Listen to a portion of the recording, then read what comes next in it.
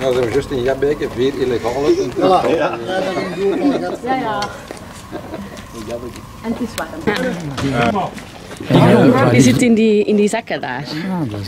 En dat gaan de 2 burgemeesters dan uitstrooien over heel het parcours voordat wij voorbij komen. Hoe laat beginnen wij?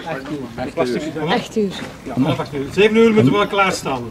7 uur moeten klaarstaan en om 8 uur vertrekt de stoel. Ja, weer?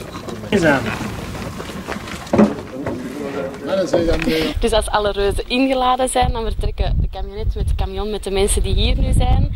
En de andere pleinders vertrekken om 4 uur aan de Mol, samen met de fanfare Leo 13 die ons gaat begeleiden. En dan rijden we met z'n allen naar Dendermonde.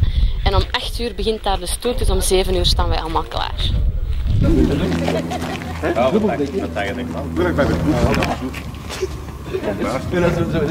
Die kopjes zo. Ja, en dan vraag ik er eerst wat er over is. Ah, zet maar nee daar staan.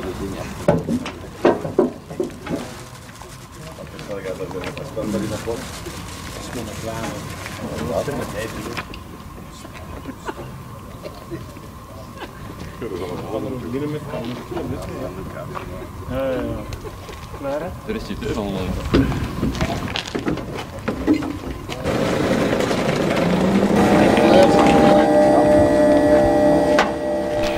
We gaan vandaag met de Lierse historische reuzen. Dat zijn Goliath, de Nijd en de Reuzin en de 7 kleine reusjes. Historisch omdat dat onze oude reuzen zijn. Van in de middeleeuwen gaan we naar Dendermonde.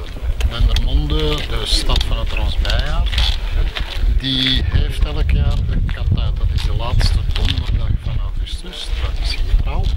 Dit jaar de 50ste uitgave en ze hebben voor die 50ste jubileumuitgave historische reuzen uitgenodigd over heel Vlaanderen. In elke provincie zijn er een tweetal steden gevraagd om met de reuzen daar gaan met die 10 reuzen meestappen. De Harmonie Leo 13 gaat ons vergezellen. Dat is een optocht die toch wel een tweetal uurtjes duurt vanavond. Daarnaast er op de grote markt een grote apotheose. Dansen de reuzen, is er daarna zelfs een reuze in Vaaf, ook een vuurwerk.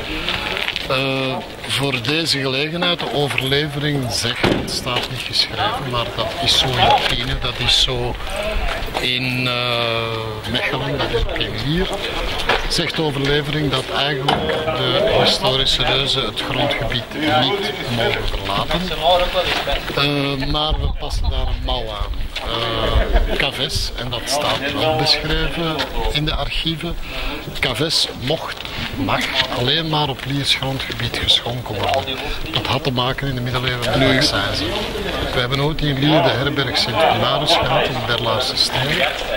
Die is afgebroken en die is steen voor steen terug opgebouwd in Bokrijk. Prachtig gebouw, kan je nog dagelijks naartoe gaan. En toen de gildeheren van Lier Caves op de markt bracht, dan was het logisch dat ook in Bokrijk, in de Lierse herberg Sint-Cumarus, Caves zou geschonken worden.